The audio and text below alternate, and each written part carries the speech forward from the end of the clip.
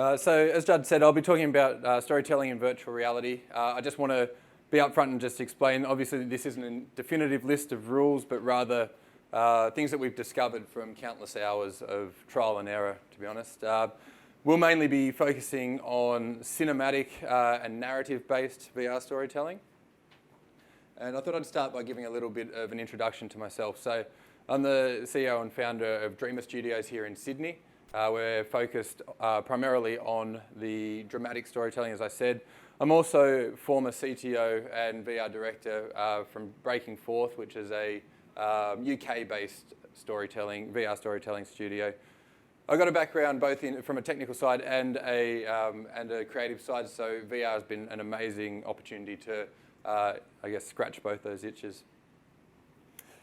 We've been working in the space, both as Dreamer and as Breaking Forth, since 2015. And in that time, we've created 10 VR productions. We're currently working on the 11th with the support of Create New South Wales and focusing on compelling dramatic narratives. But I wanted to find out with the guys in the room here, from your guys' perspective, can you just give me a show of hands as to if you're in the game industry? Cool. What about the film and animation industry? Anyone from the theatre industry? Cool. And anyone who considers themselves a VR filmmaker? Okay, this will be interesting because we'll get into that in a moment. As a bit of an overview as to what we're going to talk about today, the fundamentals are essentially going to be talking big picture observations about VR as a medium. Then we'll look at techniques, which is more approaches and executing storytelling with inside VR. And we've also got a couple of case studies that I'll keep referring to, and they come courtesy of Breaking Forth. So just quickly, I'm going to show a bit of a trailer from each of the two primary examples that I'm going to use. So Lucid is about a woman who goes inside the mind of her comatose mother to try and convince her to wake up. Do you know what friends have? Mum? Adventures! Are you actually interacting with your mother? Yes, but she doesn't recognise me. There may be more of her brain left undamaged than we thought. You could wake your mother from her coma. What? My name is Cherish Thumpkin. This is where you shake my hand and say your name. Astra. Astra! What a silly name. Something is happening. Your mother looks distressed. Keep me in, I'm getting somewhere. I might have to administer a sedative. Mum, maybe you should... Let go of me! What the hell? This isn't how it goes.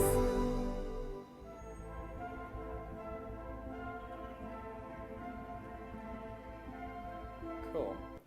And the second one is Ctrl, which was actually our first production that we released about 3 years ago. It follows Liam, who's a gamer playing in an esports tournament to try and build a better life for him and his mum. This is it. We are in the closing stages of today's final. Can our final player snatch the crown from our current leader's fingertips?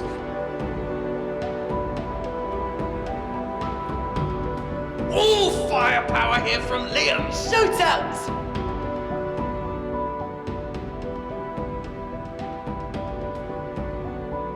I know how to win. This is my world. Here, I'm in control.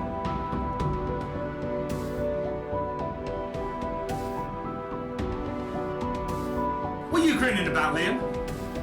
Bet you think you're clever, don't you?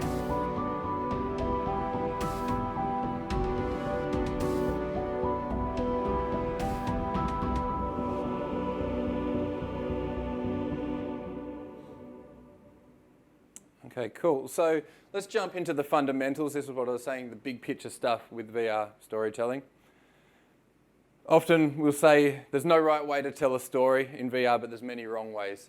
We've seen a lot of trials and a lot of things that probably maybe shouldn't have been put out to the public, but they're, in a closed community, it's great for learning about these things. So as I said, everything I say today, take with a grain of salt. I'd love to hear some of your observations if you've been playing in the space, as well as to the discoveries you've found. It's a very new medium, so the rule book hasn't been written yet. Okay, so one thing I like to do is kind of reflect on existing media and see where they lie. And this is quite a nice way to break it down. So you can see on one axis here we've got active versus passive, so that's talking about audience agency and whether they have any control or whether it's a passive experience where they're just witnessing a story unfold in front of them. Framed and unframed comes down to more the delivery and whether the audience has control over the perspective. So if we take a look at film, quite easily it'll fit down in the framed. Everything is framed with inside the film window, and it's passive. You'll sit back, you'll watch, and you won't have any influence over the story. If we then look at traditional theatre, now I've moved it slightly further along the framed aspect. So if we treat that where you're watching a stage, yes, everything is bound by the stage, but you can choose where you focus your attention inside that space. But once again, it's passive. You're observing what's happening in there. If we now move to traditional gaming, 2D gaming, the audience all of a sudden takes on a very active role in that space and has full agency in most cases and a lot of influence over the story being told within there. It's still framed in the aspect that it is inside a computer monitor usually or a TV for consoles, but you get more control because you can choose where that actual frame is positioned. Next we'll move to VR gaming. So this one really sits in the top right corner. Very active, a lot of influence, and it's unframed, so you're really immersed inside that space. The next one's an interesting one that I want to talk about, and something I became really familiar with living in London, and that's called immersive theatre. For those that don't know, immersive theatre is essentially where a theatre production company will take over an entire space and perform their story in that space and allow the audience to roam free within there as well. So it's a very interesting one, and look, it's driven by a narrative. The audience can look in any direction, they can move through the space, and often they'll be allowed to interact with people and objects. So if you've done anything in VR, these traits sound very familiar. But with each of these mediums, what we'll start to see is really blurred lines, and all of a sudden they don't necessarily take on that position that I've demonstrated within there. So if you take recently from Black Mirror, Bandersnatch, it's considered film or TV, I guess, in that sense. So it is definitely framed, but all of a sudden the audience takes on a very active role in that space. So if I had to position VR storytelling, or what I define as VR storytelling, which is content that's still driven by narrative, I would sit it in this area here. So it's definitely in the unframed category. It's a very broad spectrum of how active you want to make it before it no longer becomes traditional storytelling, becomes a game. So it could be anywhere from completely passive, probably could even go slightly higher into the active space there. The next thing I'd say based on this point is to collaborate. And so obviously everyone will have their comfort zones with the people that they would usually work with in the industries they usually work with. But for an industry like this that's emerging, there's so many skills and expertise you could get from people in different spaces. And that's why I asked the question at the start as to what your background is. So we have here people from theatre backgrounds, from film backgrounds, from gaming backgrounds, a bit of everything, animators, a wide variety. And I think everyone gets really excited with trying something new, and it's a matter of respecting each of their disciplines and collaborating. Everything that we do has to be collaborative. Much like any other medium, we stick to a simple rule that the story must come first. Start with your concept, flesh it out, and then let the technology work around it. Often you will see the opposite. You'll see people that see the technology and they'll try and force a story into that technology, which is great for tech demos, but not necessarily the best thing for the story. So if you're coming at this from a purist point of view and someone who really wants to tell stories, get your story right first and then apply the right technology to go with it.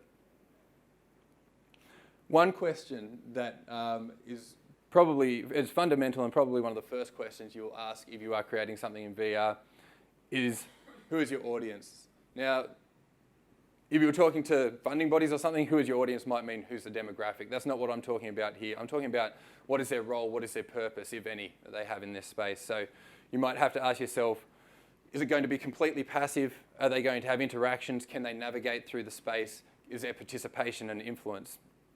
With Lucid that you saw the first trailer from, it'd be defined as a passive, disembodied, seated experience. So obviously this is probably what the conclusion for most films would have, but at the same time I'm sure that most film directors wouldn't ask that question to begin with. The other thing to note about the audience is, unlike other mediums, we require 100% of their attention. They're locked into their headset. There's no checking their Instagram and checking their phone while they're doing it. So as storytellers in the space, you need to respect that and reward them for it and give them experiences that deserve 100% of their attention. The other thing to consider also is, and we'll talk a bit more about this later, but also the platform considerations for the audience. So, and this will help on how you deliver the experience to people. So, for instance, if you had Vive room scale experiences, then that might help dictate the way that your story unfolds or is being told. Whereas if you had PSVR, you might be assuming they're watching it from their living room, on their couch. They're more likely to be forward-facing for a lot of it, not sitting in a swivel chair. Okay, just going to talk about structure for a minute. And this has been really interesting feedback that we've had from all of the productions that we've done.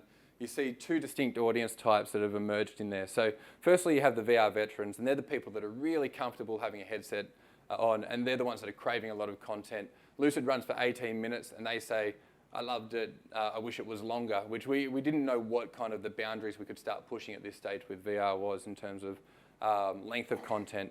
Because on the other hand, you've got the VR novices, those that are new to the technology.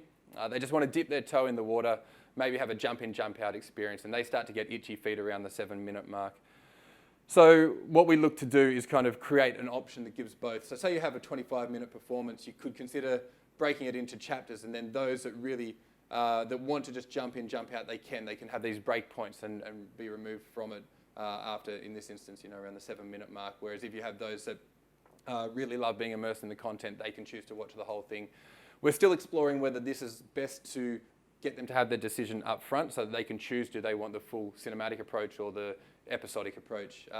But when you think about it, it's not too dissimilar to a model that Netflix has. So obviously a lot of things on there are episodic, but rarely will someone watch one episode. They'll binge back to back within there. So we choose to do all of our content as CG. There's a reason why we do this. These are some of the main reasons we have here. It allows for 6 degrees of freedom. There is a low cost of entry. I mean, it's a very wide cost that I'll talk about in a second. But you can start really simple and in your comfort zone and then build out from that.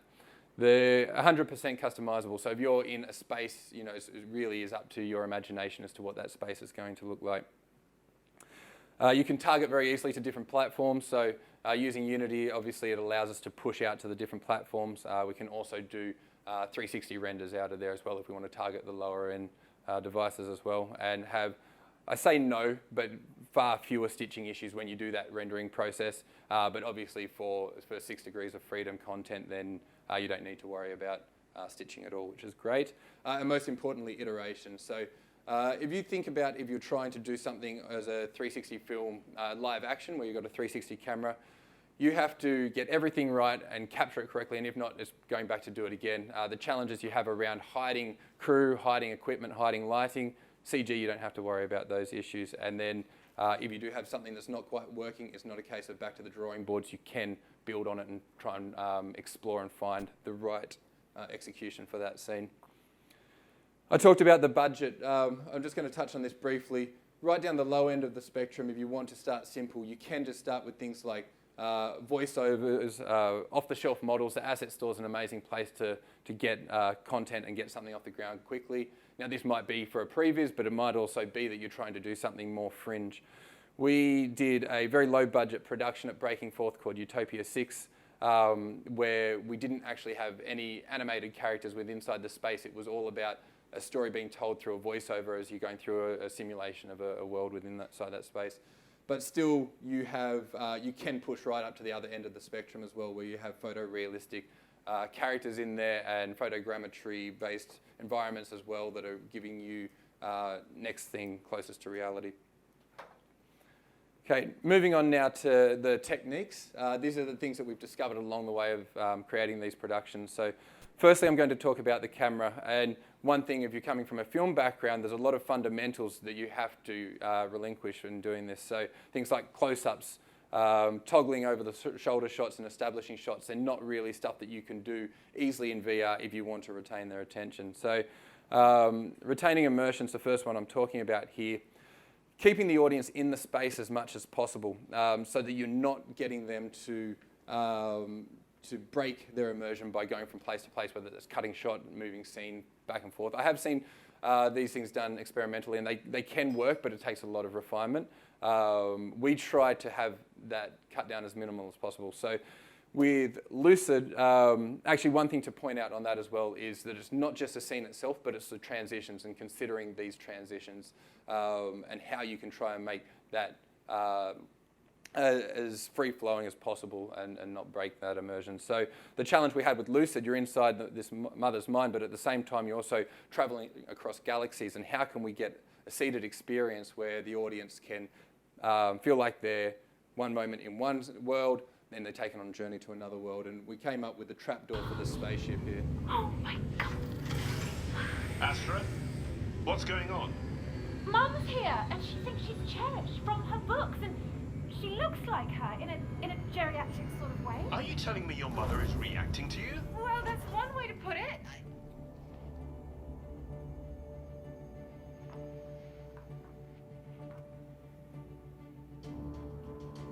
Do you think you should be driving? Of course. Buckle up for trouble.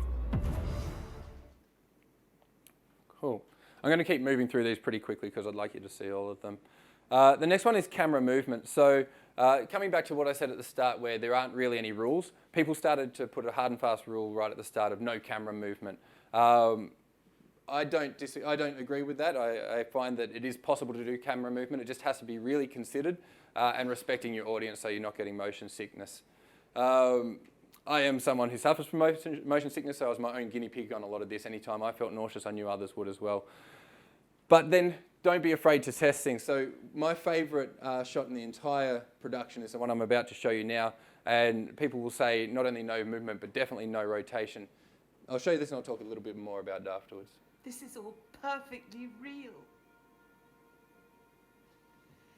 Once, there was a little girl, as brave as a lion, who lived in a treehouse on top of the world. Far beneath the sky full of dreams, Cherish built her home. A place where she could see everything she had created and imagine new adventures. Cool. So that actually worked surprisingly well for us, and we were really proud of that moment because it really felt special and magical in there. The reasons I feel that worked as a rotation, there's two main components to it. Number one is we're actually orbiting around an object rather than spinning the camera, swiveling it on its axis, so all of a sudden there's something you can focus on as it rotates around. Secondly, it's a really stripped back scene, so there's no long distance things that you're trying to anchor your vision to that's going to make you nauseous as well. But just a good example that testing can pay off. Next I want to talk about the environment. So one thing to consider is putting yourself in the audience's shoes. In VR, you're going into a new space. It could be anywhere, absolutely anywhere. It's up to your imagination. They need an opportunity to orientate themselves, and often it's also an opportunity to appreciate the environment. So we tend to say at least that first 30 seconds is a moment for the audience to really get their bearings. You can use voiceovers in this quite effectively because it allows them to still look around, see everything, but still hear and not miss anything of the story, and they don't get this FOMO, should I be looking over here, should I be looking over there? You can use, once you've started to understand that's the situation, you can use it to your advantage. So at the start of Lucid, Astra, the main character, is exploring an unknown space, and so we allow the audience to be in that moment with her exploring this unknown space. And I'll show that one in a second, but I also want to touch upon, we completely flipped that in Control in another scene where we wanted this feeling of urgency and panic, and so we cut to a new scene and didn't allow that 30 seconds, didn't allow anything. So the audience is getting caught up in the hype and they're looking around, they're trying to hear the story, they're trying to get their bearings, and it really gives this sensation of urgency. But here's the Lucid one I mentioned.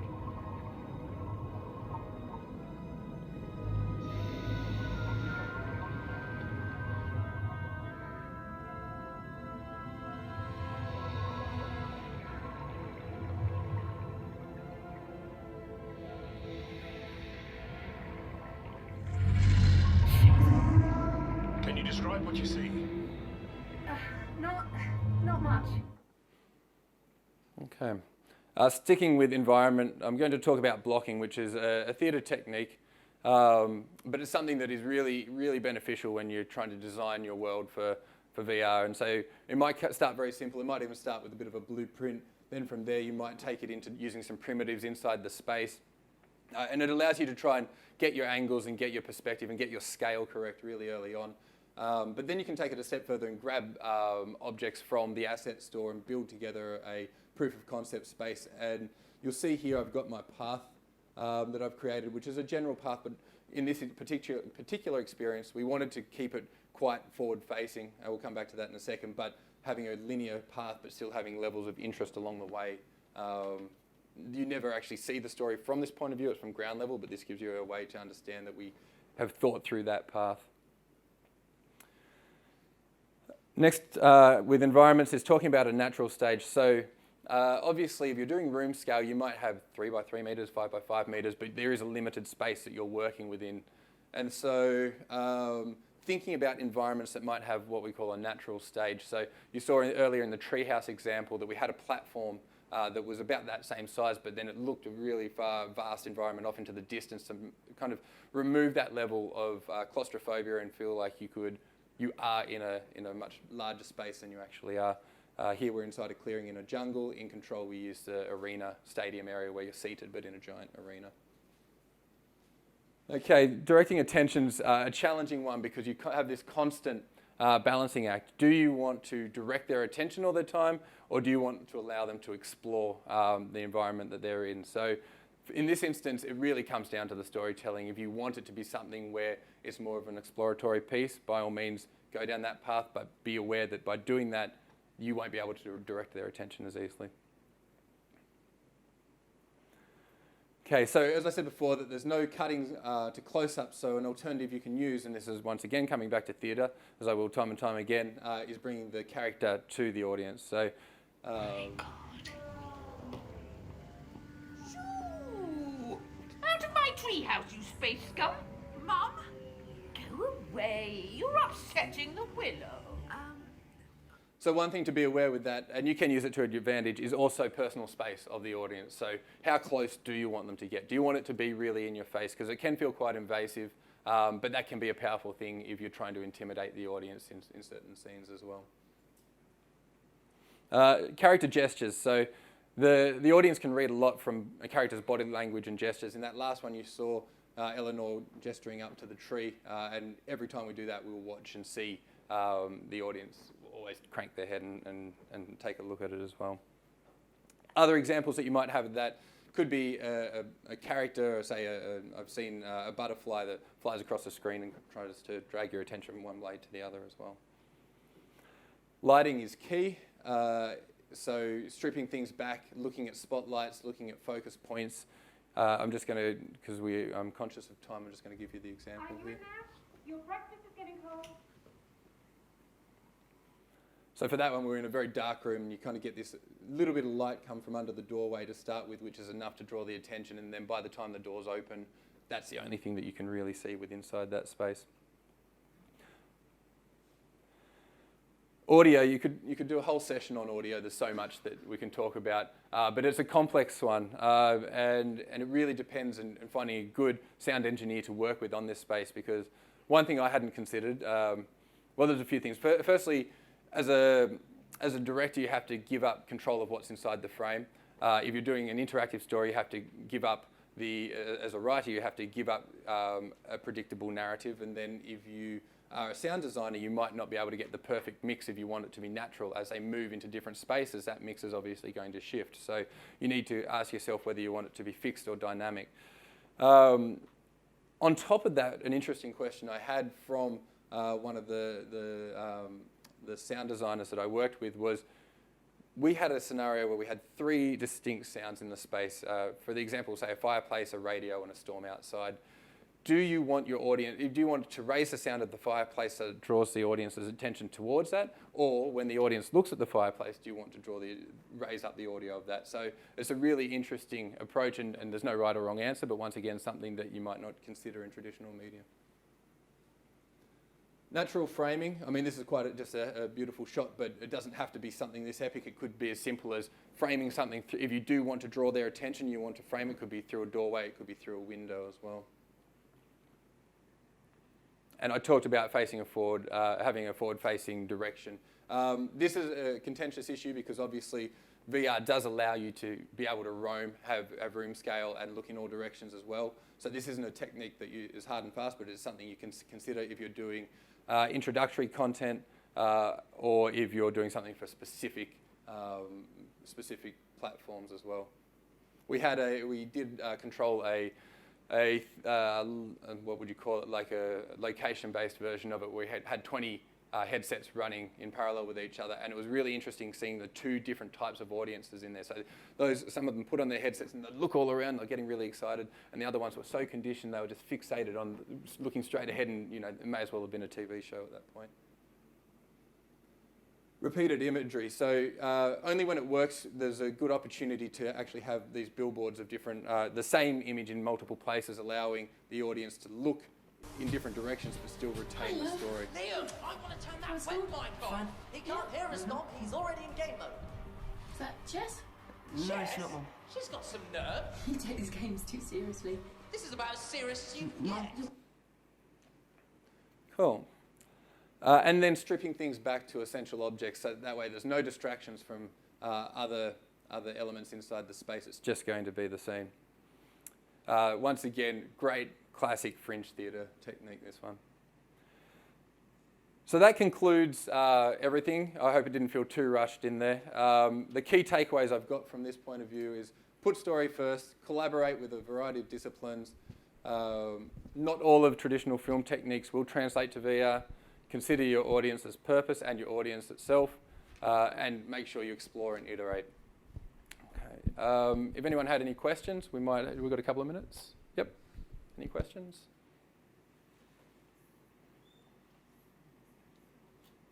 Yep. It sounds like theatre had quite an impact when you developed these ideas. Yes. How did you go about finding out?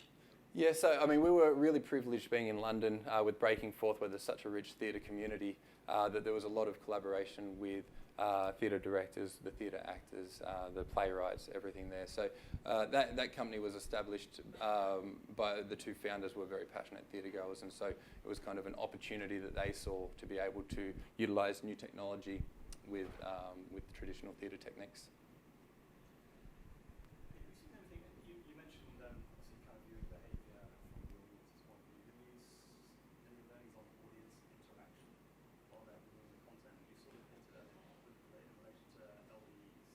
So, as in, the audiences, their behaviour with each other. Do you mean the space? So if you bring in that dimension as well. Yeah, it's really interesting, and it's something to be. I think, okay, well, to take it back to comparing it to the parallels of immersive theatre. Punch Drunk is a theatre production company that specialises in immersive theatre, and essentially they will have the audience will have masks on. So there's and they're not allowed to talk, but it indicates this is audience as opposed to a character. They can't influence. But the amount of times in those sorts of instances that you will be just as interested in what the other audience are doing as well as what the other actors are doing can kind of play a part in your experience. So I think that once again you need to determine when an audience is watching these pieces, do you treat that as it is a communal experience, a social experience, or is it a distraction as well? So in Ctrl's instance, we had 20 people in the headsets running parallel versions. They couldn't actually see each other in there, but they could see, I guess, avatars of other people watching. So it kind of felt like they'd been through it together. And when they take off the headset, and it's a pretty heavy piece, it felt like they'd gone through the whole thing together. And they take off the headset, look at each other, and you're like, "You okay? You okay?" It was, yeah, quite interesting.